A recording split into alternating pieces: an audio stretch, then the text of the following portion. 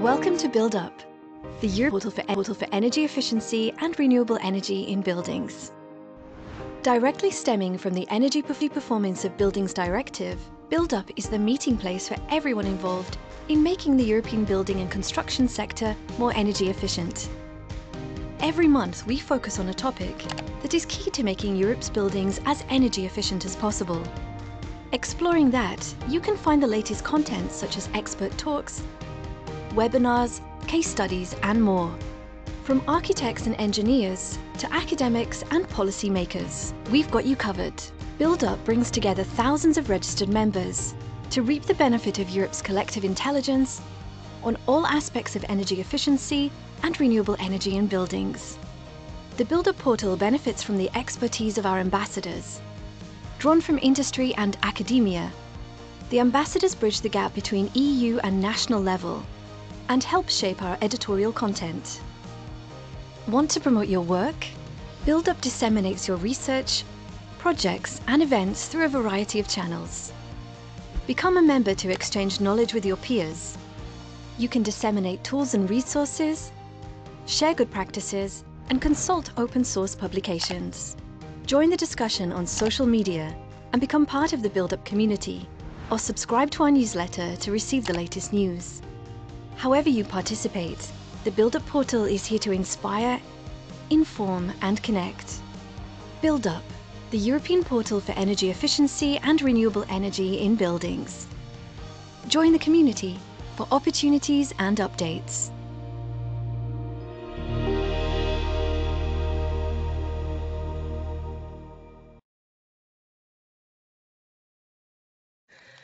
Good morning and welcome to today's webinar. My name is Katrien van der Kuilen and I'm a member of the Build Up team. It's a pleasure for Build Up to host today's webinar and workshop event titled Empowering Energy Communities, Celebrating the Achievements of the Creators Project, organized by the members of this project, Cordeel, Typhoon Hill, Joseph Stephan Institute and R2M, together with Build Up. Today's webinar is split into 4 main parts, and it will provide a hands-on perspective to understand the Creators Project, whose main goal is to assist local initiators throughout the entire life cycle of community energy system projects with a set of tools and services, and bringing the CES-as-a-service model to the market. Before we begin, we invite and encourage you, today's audience, to send your questions or comments to the speakers throughout the session. To do so, please use the GoToWebinar question function. So not the chat function, but the question function. These questions or comments will then be addressed at the end of the panels. The agenda for today's webinar is composed of the following 4 sessions. Stan van Hooyen is project developer HEAT and ESCO. He will open the webinar with an introduction to creators. In the second session, Alexander Kavgic will present software tools developed, Simulation Engine. He's a senior business developer at Typhoon Hill. Then Blanca Barrios, who is project manager at R2M, will continue with CES-as-a-service, Creators Innovative Community Energy Systems as a Service approach, followed by a 4th and last session in which Boris Sucic, senior expert at the Joseph Stephan Institute, and Stan van Hooyen, project developer at HEAT and ESCO, will address the impact in pilots. At the end, we will have some time for a question and answer session moderated by us from Build Up. And now, without further hesitation, we move directly to the first session. Stan, the floor is yours. Hi, Katrien, thank you for the introduction. I have the control. So I'm Stan from Cordeel. I work for C Energy. That's the energy branch of Cordeel, a large Belgian contractor. And we're going to present the Creators Project. So we've been participating in the Creators Project, which is a Horizon 2020 project, European funded, for the last 4 years. The consortium, so all the partners are 16 partners. From all over Europe, 8 different countries, and today 4 of us will present the outcome of the project, what has been done, what are the objectives, and yeah, let's go. So the objectives for creators, as briefly mentioned by Katrien, is first of all to speed up the integration of energy communities in Europe. So the idea is really to create a scalable model for energy communities throughout Europe. So we know that there are differences between each member states, but how can we overcome them both financially, contractually, and from a technical point of view? And to do so, we've developed several applications and services which both stakeholders and potential customers or users of the energy communities can look for and can use while setting up and even also operating their communities. So the idea is to start from the beginning for the initiation. How can we facilitate the startup, the initiation of an energy community, and how can we then help and support everybody involved to, in the end, even operate the community and optimize the energy for everyone involved. So for that, we've used also several assets that we've looked into.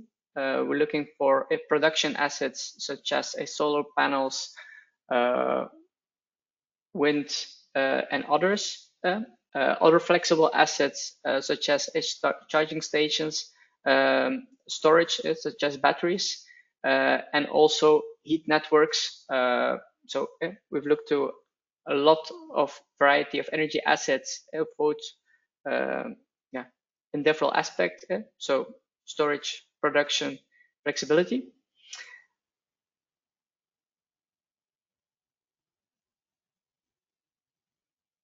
And so we've developed several items for the 4 periods which we've encountered or identified within the life cycle of an energy community, which is a conceptualization. Okay,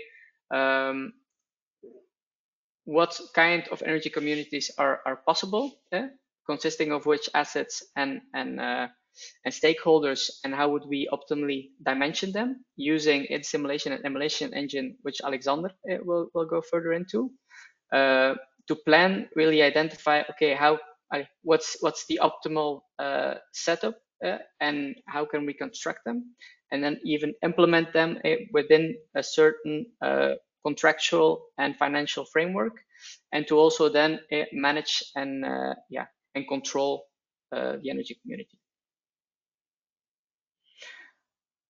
So the developed concepts, services, and applications were then also implemented within 4 main pilots within Belgium, Spain, Estonia, and Slovenia, and then also validated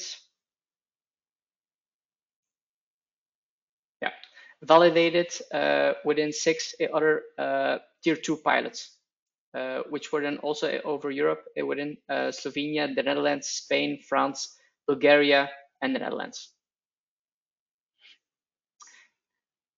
And what did we learn and then achieve? So we were able to create a simulation and emulation engine, which Alexander will go further into, and also what's possible.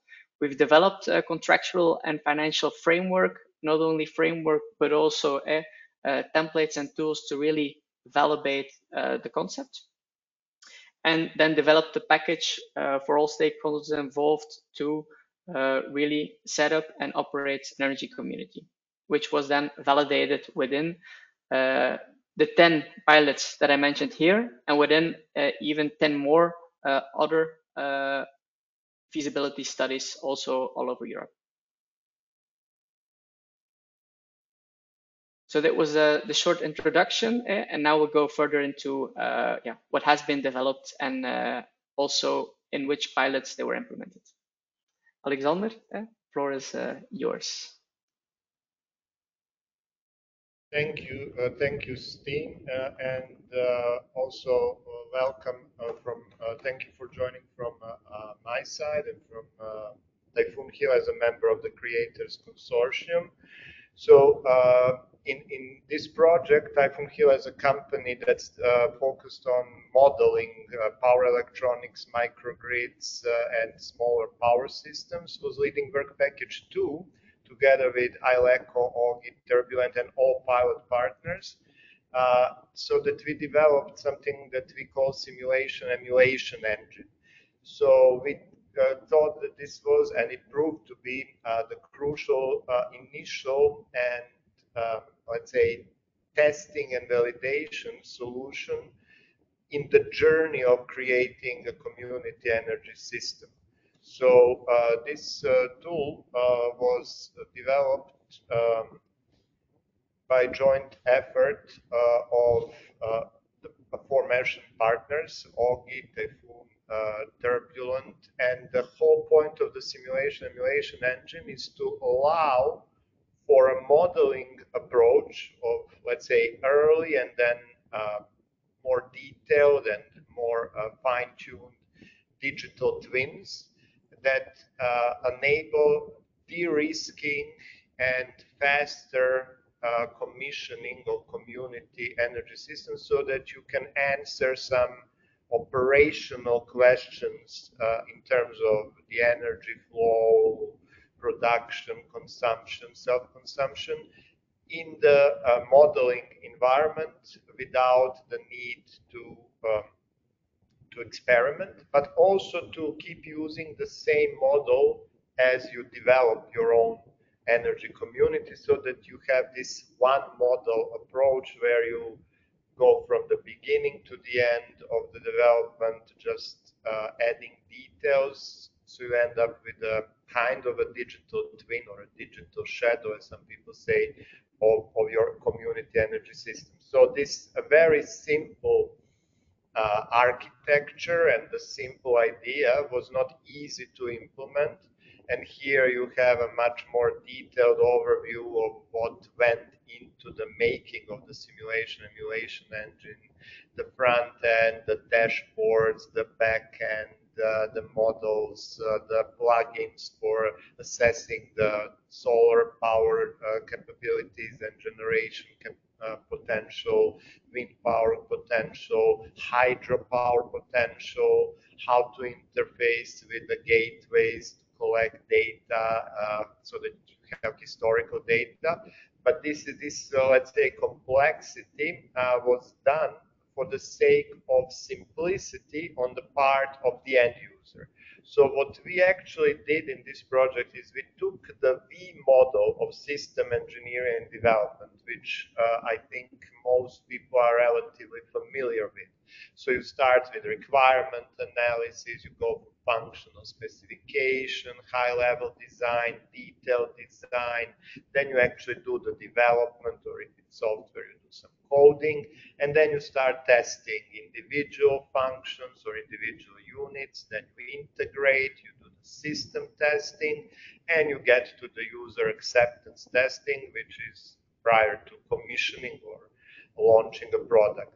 We wanted to follow this same approach, but with community energy systems. So we call this internally the V model of local energy community engineering and development. You can also call it V model of community energy system engineering and development. But the idea is that you start with a very rough model where you want to just do the requirement analysis here on the top. Then, if it makes sense, if it shows that with a couple of assets or some added functionality of sharing, let's say, the production and being able to do it, let's say, self-consumption, if it shows that there is sense in the community energy system, you move to functional specification, you do techno-economic analysis, detailed simulation of your community energy system, and then you start developing it, and you have the ability to test individual assets, the integrated set of assets, the system, and finally acceptance testing. And this is actually the idea of the simulation emulation engine that allows you to create a rough model of your community energy system, parameterize it,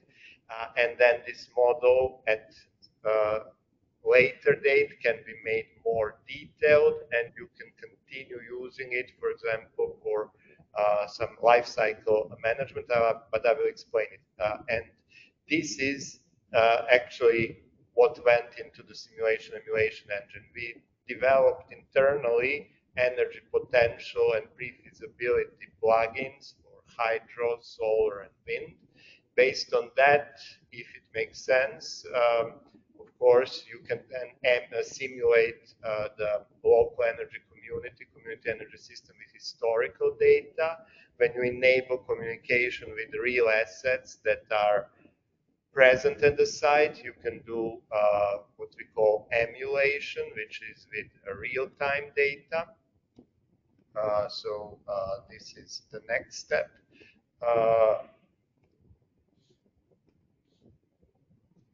Here, and finally, this is where most of initial pilot sites in the creative projects are right now. The community energy system is fully functional, and this model that was developed can answer some questions about the life cycle of the system. For example, what would happen if we added an additional asset? And this is the whole story from the bird's eye perspective of what we achieved.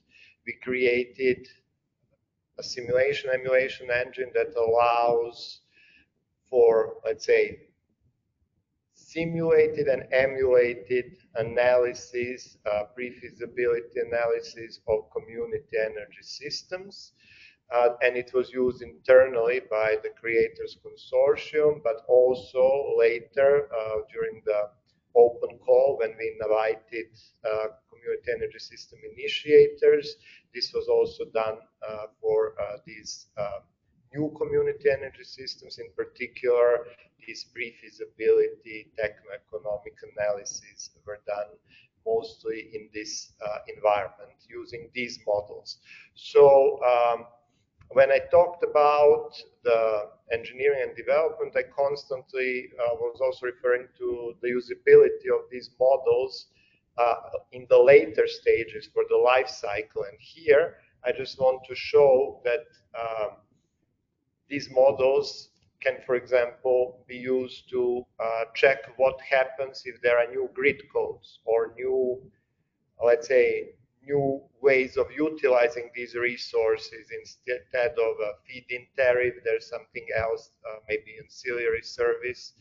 You can assess the impact of new assets, new optimizations that you want to do. So in a way, this is only the beginning of the story, and these models of pilot sites and community energy systems developed here will continue to live as digital shadows of these sites that can be used at any point in the future to assess the impact of something that may be developed as a new thing. Fundamentally, this is what we did. All the pilot sites gathered historical data that was visualized in the dashboards. But in the background, instead of having the real pilot site providing data to the dashboards for visualization of different scenarios, it was the model, a digital twin of the pilot site, that was providing the inputs. But from the point of the community energy system, it was the same dashboards, which makes it user-friendly, and there is no need to switch between different visualizations for simulation and for the physical side. So this simplifies, from the point of view of community energy system initiators and operators, the whole approach to simulation and emulation and getting some answers on what would happen if this, what would happen if that, etc. To demystify this, although this slide is actually a bit mystifying, what happens in the background is that inside the consortium we created a lot of modeling components of individual assets that you can find in community energy systems. So these are PV installations, battery storage systems, CHP, combined heating and power.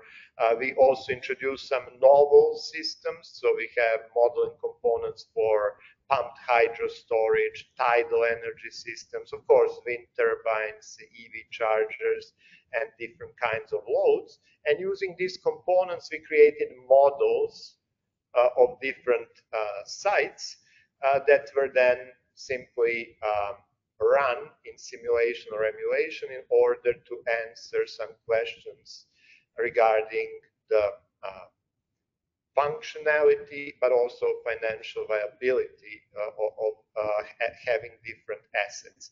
To completely demystify, this is the back end of the tool, where you choose a pilot site, you choose the historical period that you want to simulate. If you choose the current date, it's kind of emulation. And then you parameterize in this arrow number 2 which assets are present in the site. So this tool has the capacity to grow beyond creators, because creator communities are very representative of different community energy systems that exist in terms of assets that they have. So by, let's say, introducing turning on, for example, battery storage or PV, you can create a model of any community energy system, and each of these assets in the second site can be parameterized. So if you want to have a battery that's just 29 kilowatt hours, perfectly okay. Just type in the number that corresponds to the rating of your battery. If you want a bigger battery, just type in a number that corresponds to a bigger battery. And then you start the simulation, and there is a possibility to visualize internally in Grafana, which is our of course, the old version, which is open source, not the commercial one. But you can also, and that's the crucial part, visualize everything in the same dashboard that is used for the project. This is the dashboard produced by Augie Ilecko. And here you can see for each asset in the pilot site, of course, this one is being, you can see the different, let's say, scenarios, how your bigger or smaller asset is behaving, what impact it has on the self-consumption, or if you are eligible for feed-in tariffs, how much that is bringing in. So this is, in a nutshell, the simulation emulation engine as developed in the Creators project. It was primarily used in the initial stages of the project, but of course these models are still alive. Access to the data is running, and pilot site owners can utilize this to continue developing their community energy systems as they see fit. One last thing, this is another dashboard that shows you that you can actually interface both the real assets and the emulated assets, and you can see and compare in a very visual appealing way how much impact a particular asset would have made, for example, on a particularly problematic period when there was very little solar energy, but there was a huge demand and you needed to use a battery, or you needed to shed load from your, let's say, in this case, ice factory, which is a big consumer in this community energy system.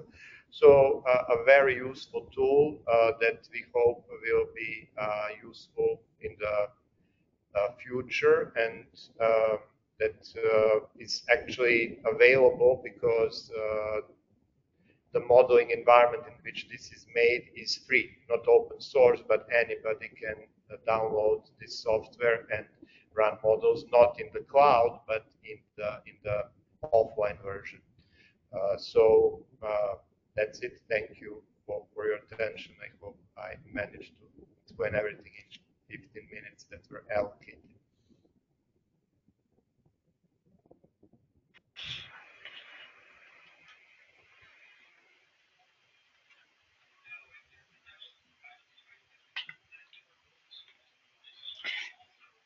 I will continue. I'm Blanca Barrios from Artom Solution, and I will continue with telling you about our CES-as-a-service, our Community Energy Systems as a Service approach. So after my colleague has introduced the project, and Alexander has introduced the simulation emulation engine, we already have some insights of what we've been working on the project. So mainly on this creators project, we've been working on the simulation and emulation engine. We've been working with digital twins of the energy communities. As well, we've been working with different business models and financing protocols on how to make these energy communities viable. And then for the operation part, we've been also working in a management and control platform. So all these tools and services that we have developed and advanced within creators, we wanted to gather them together and create a service offering around energy communities. So that's how we combined everything together and design our creators community energy systems as a service approach. Nowadays, there are many things in society that are being offered in the form of as a service. We can find software as a service, we can find platform as a service, we can find entertainment as a service, mobility as a service, even energy as a service in many different ways. That's why within this new service offering, we wanted to include our own service offering on how to offer community energy systems as a service. So even if there is no any single standard pathway to develop or to create energy communities, basically we can say that there's 4 stages. We can be at the conceptualization stage, at the planning stage, at the implementation stage, and the operation stage. So our idea with our innovative CES as a service is that we will guide the potential user, potential customer throughout the whole life cycle of an energy community project. And within our tools, services, and knowledge, we will support them from beginning to end, helping them in the design of the energy community, in testing the different configurations, on finding suitable investments and understanding what are the costs assigned to this energy community project, as well as different contracting mechanisms or contracting protocols that can be followed. And finally, we will support them on the operation of the energy community. So as a summary, this CES-as-a-service model is a software-based model specialized for energy community projects. And we offer support to a customer in the whole life cycle of an energy community. This software this CES-as-a-service model is composed of different software tools, technology services for energy communities, and the way that we are offering CES-as-a-service is on a modular base, meaning there are different modules. So the customer can contract either one module or the whole service. So a bit more on detail explaining what we can do as creators for the different energy community projects at different stages. So for the conceptualization stage, that is a very initial stage of a project, we offer what we call the design and feasibility module. So in this module, what we offer is a study, a report of the energy community, and we will analyze technical, financial, we will analyze the energy community from technical, financial, and governance point of view. So we believe that for this very conceptualization phase, we can really support a project that is initiating with these initial calculations. Once these initial calculations, these initial values are validated by the client, the next step would be the planning stage. And for this stage, we offer what we call the simulation emulation engine and digital twin module, our second module. And what we do for this module is that we create a digital twin of the energy community. And within this module, what we do is we actually test the impact of this of all the assets that we have decided that we will try to involve within the energy community, and we will try to test the impact both either with real data gathered from the site or from synthetic data. So the idea is the result of this module is that the client can access a dashboard and see and run different scenarios and see the results of different scenarios of different configurations, and finally, with all the information, take a final informed decision on how to proceed. So meaning in this stage, we will close the final configuration of our project. Moving forward, in the implementation phase, what we offer as creators is the funding and contracting module. So within this module, we offer a report with a proposal for financiers and different finance and contractual arrangements. And finally, for the operation module, once the energy community is up and running, what we offer is the management and contracting, the management and platform. And basically, this platform allows to manage and control all the energy flows within the energy community, and the customers, the final users, can access this platform and understand the real functioning of this energy community.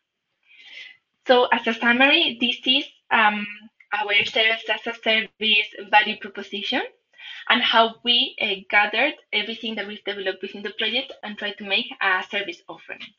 And now I would like to leave the floor to Boris, that will introduce the impacts and some examples on certain pilots.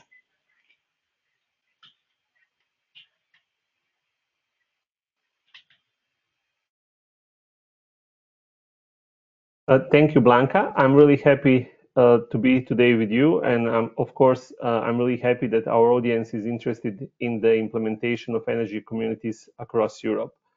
The story about Slovenia and why we are interested in energy communities, why they are important for us. Actually, we have realized, like many other European countries, that there is a huge gap between policy design and the implementation of the real projects. And we see that energy communities have a huge potential for connecting local inhabitants, network operators, energy-intensive industries, and energy service providers. That was the reason why we decided also to test this approach and see how this can help us at the national level to reach the targets that we set in our national energy and climate plans. We are really happy to share with you that the local energy communities are in the heart of the Slovenian NSCP. They are our key element for reaching the targets, 2030 targets. The story about energy communities in Slovenia, we actually started with, I will present you today 3 different projects. One of our tier 1 site is the largest Slovenian steel factory. It's called SIA Kroni. It's the member of the Slovenian Steel Industry Group, leading the EU. It is the leading EU steel producer in niche market. It is very firmly anchored in its local and regional community.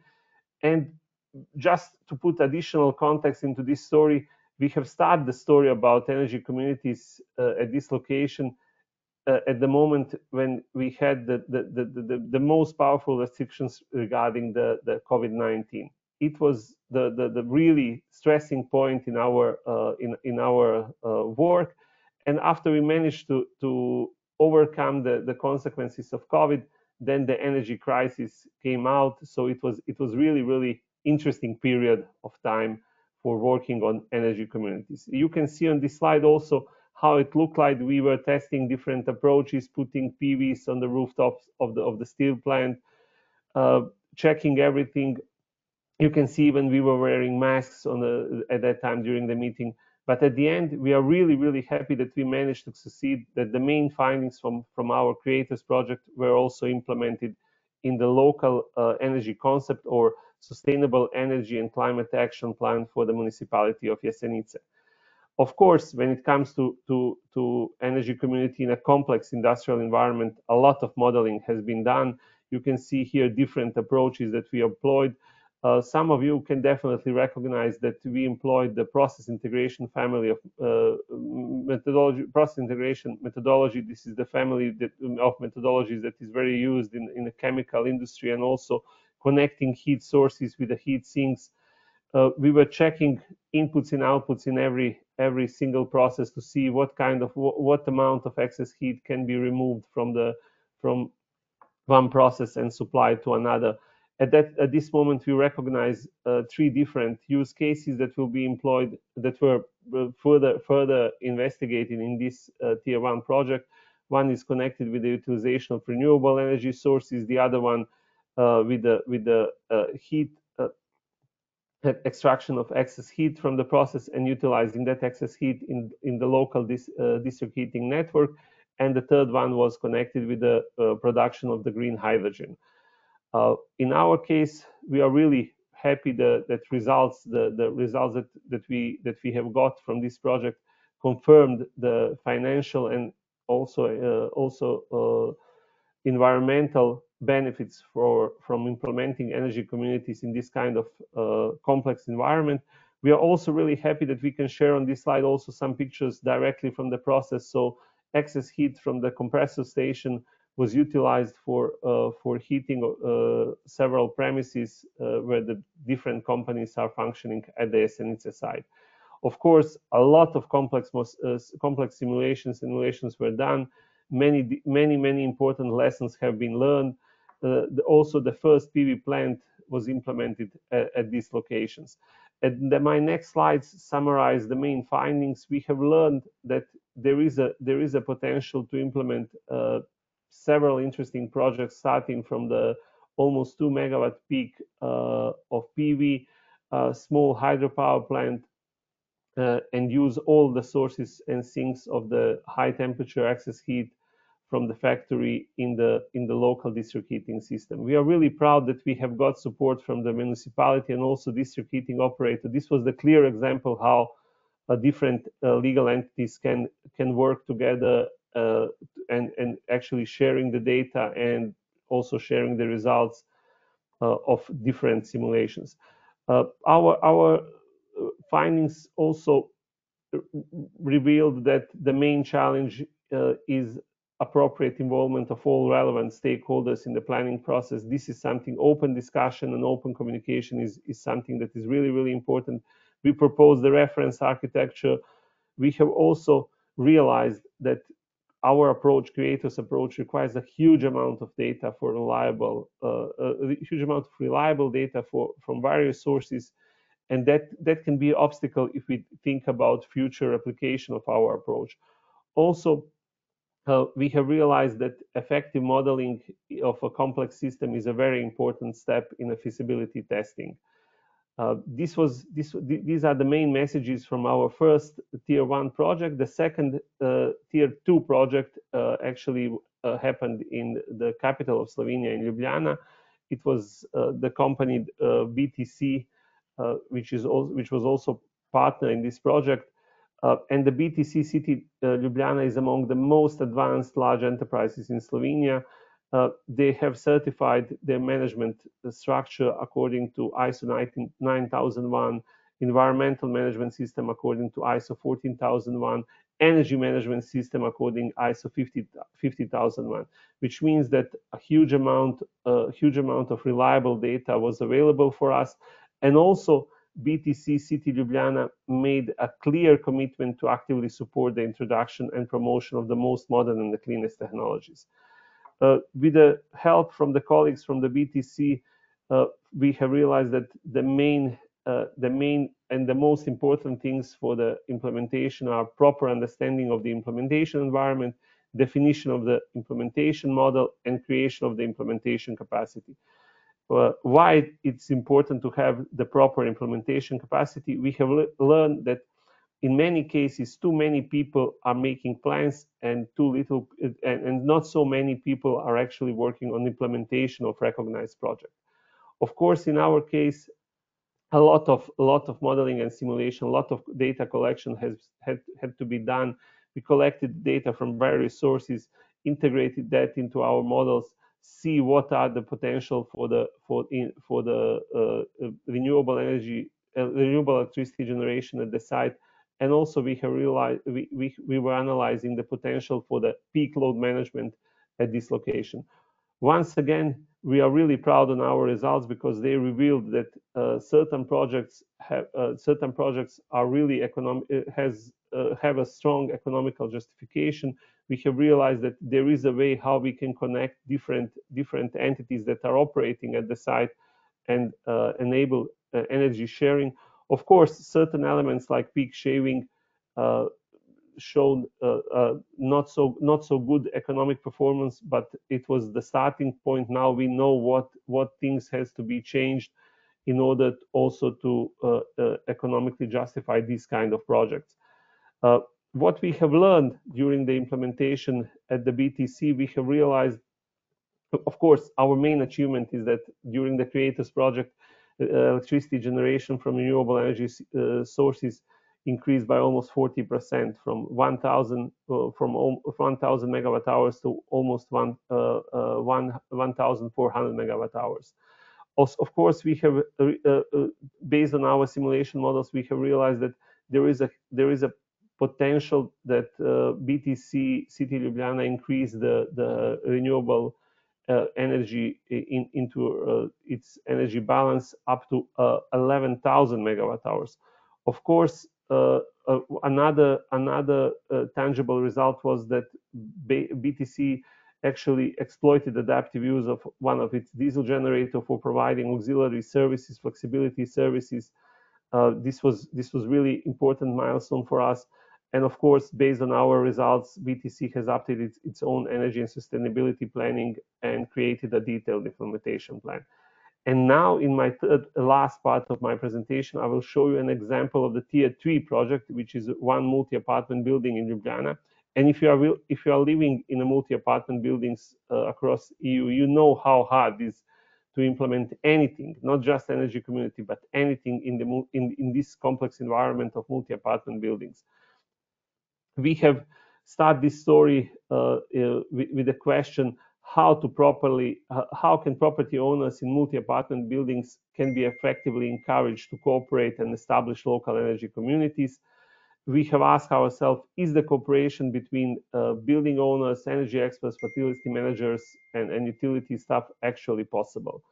What we have realized also, Blanca told you in her presentation, that this story starts with the project idea, and then a lot of simulation, a lot of planning, and then the last step is moving towards implementation and operation of this kind of sites.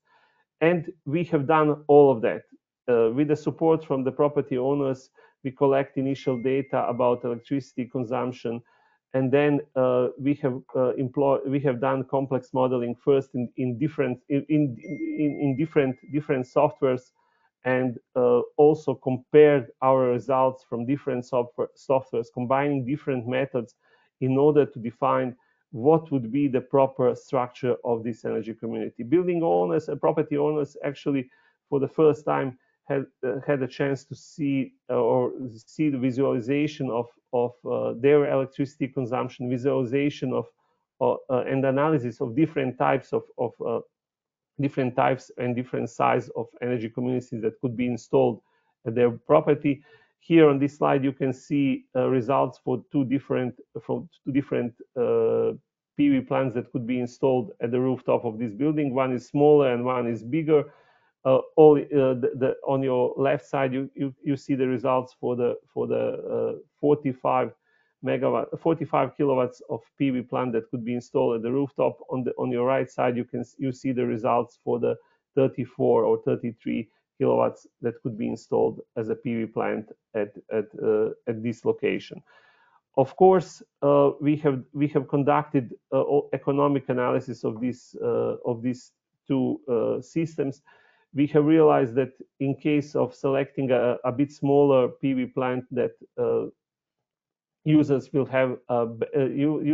get a better economic performance and a lower risk regarding the future operation of this energy community. Of course, this was for in Slovenian context. This was for the first time a possibility for somebody to get the so detailed results. And of course, we also supported our client in obtaining the necessary permits. So during the Creators project, they already submitted all the necessary documents to get the permit to connect to the distribution network. And we are happy that we can announce that they already got the positive answer from the distribution system operator. So they are now in the process of selecting the installer, the company that will install the PV plant on the rooftop of their buildings. This would be the end of my story about implementation of the Creators project in Slovenia. I'm really happy that my dear colleague from Belgium, Stijn van Hooy, is once again with us, and I will give the floor to him. But before that, I have to tell you that this guy has a really a big fascination about for energy infrastructure, energy efficiency, renewable energy sources, and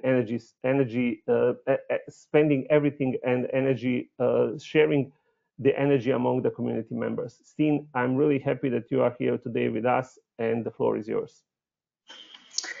Thank you very much, Boris. The pleasure was likewise also from my side, and also great to see what you've achieved in Slovenia with all the different pilots and with the entire municipality.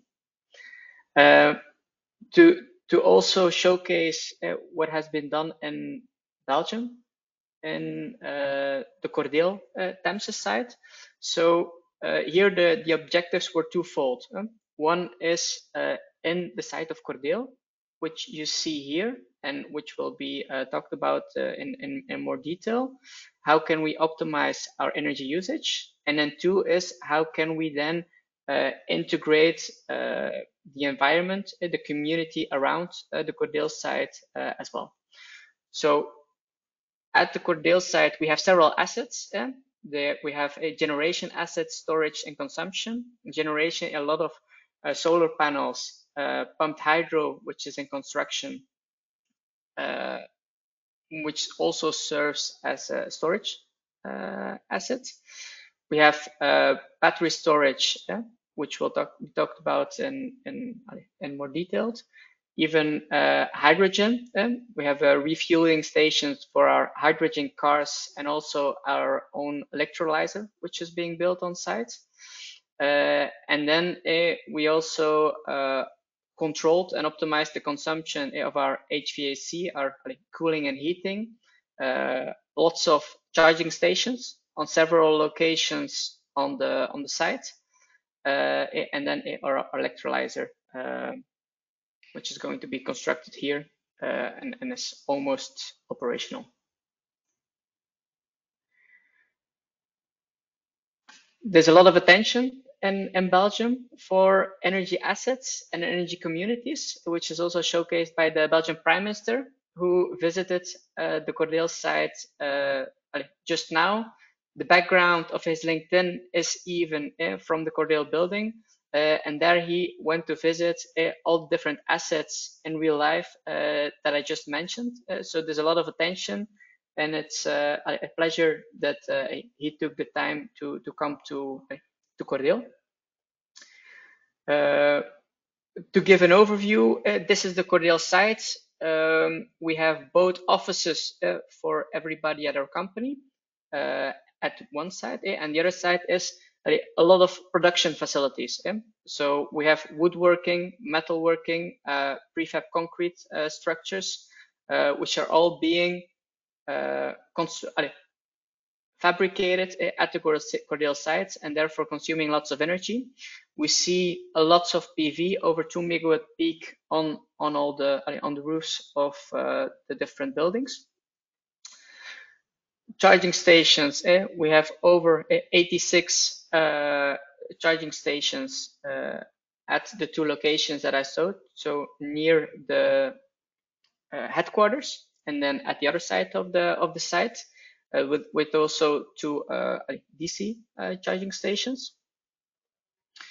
And then for the batteries, there's actually a combination of two types of batteries. We have stationary batteries, the battery racks, which are shown here, located inside one of the buildings, and which continuously support the site optimization energy-wise. And then we have battery containers, which are used on our construction sites. And at the moment that they're not used at the construction sites, there's a possibility to connect them to the energy grid, the electricity grid of the Cordeel site, and therefore also contributing to the energy, the site optimization energy-wise. The pumped hydro, this is the energy hill, which has now reached its final height. Next up is to construct a basin for the water and to connect the generator, the turbine, so that it can actually be start to being used. And then a short overview of what's been done within creators is so lots of data is required coming from energy meters and then being transmitted through a gateway. We have Typhoon Hill software, which was used to then emulate all the energy assets and potential scenarios, and the outcomes, which were then simulated within the Augie dashboard, also demonstrated by Alexander. And then to actually optimize everything operationally, also within by Augie, by the Augie dashboard. So just an overview of several energy meters. This is actually the complete overview of the Typhoon Hill model, which is really elaborated. Each block represents a building, and under each building we have several assets such as the PV, battery, and the hydropower and the charging stations, which then is emulated, and the results of the emulation can then be I'm waiting for the next slide. Sorry. Wacht, I think I've clicked too much now.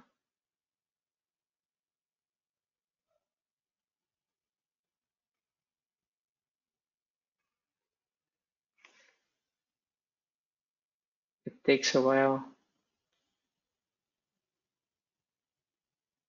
Maybe if you can help me to go back to the slide that I was talking about. Voila. Okay, one building with all the assets. Okay, the full Temsa slide.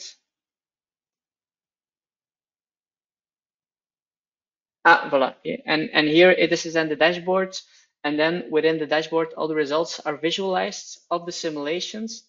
We have the real life data from the Cordeel site and from the environment, so nearby companies and residential buildings as well, and then the results of the asset control on site. So for the smart charging stations, I'm looking at the time, so I'll be a bit faster. So we actually optimized the way that we charge our cars, taking account of the day ahead market price, taking account of the peak shaving, because there are also tariffs involved in Belgium, and to make sure that we optimally use our locally produced electricity. Here, just a quick principle of how the charging was done, linking or based on the day-ahead market price. We have the more expensive hours, and the goal is then to really not charge during the most expensive hours, but during the lower hours. Easy principle, which is then, for example, visualized here. And with doing so, we've really reduced our energy purchase prices. Also, HVAC related, for the heating and cooling, there we've introduced some flexibility into our building by not using only one set point, but really setting a couple of set points, temperatures linked to a certain comfort level, and by allowing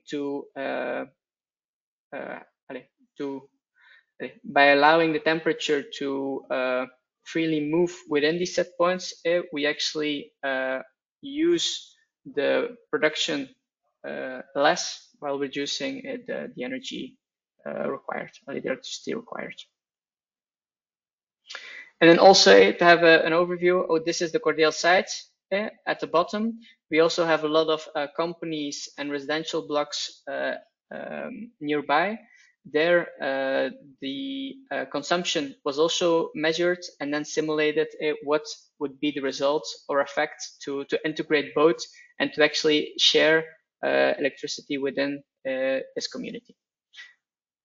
So that's actually what's being done now, is with the potential that is identified to really set up the community to really share the potential that we have on our side with the companies and apartments nearby.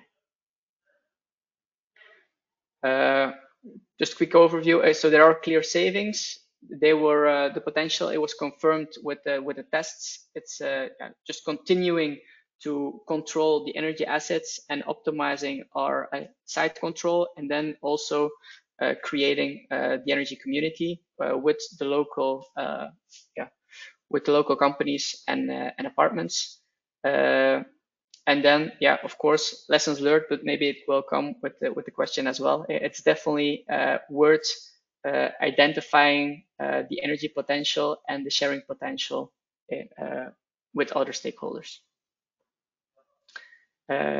Thank you. I think we maybe gone a little bit over time, but that gives a good overview of what Creators has done, which services we have developed, the approach, the package with several steps of how we can help and support potential energy communities.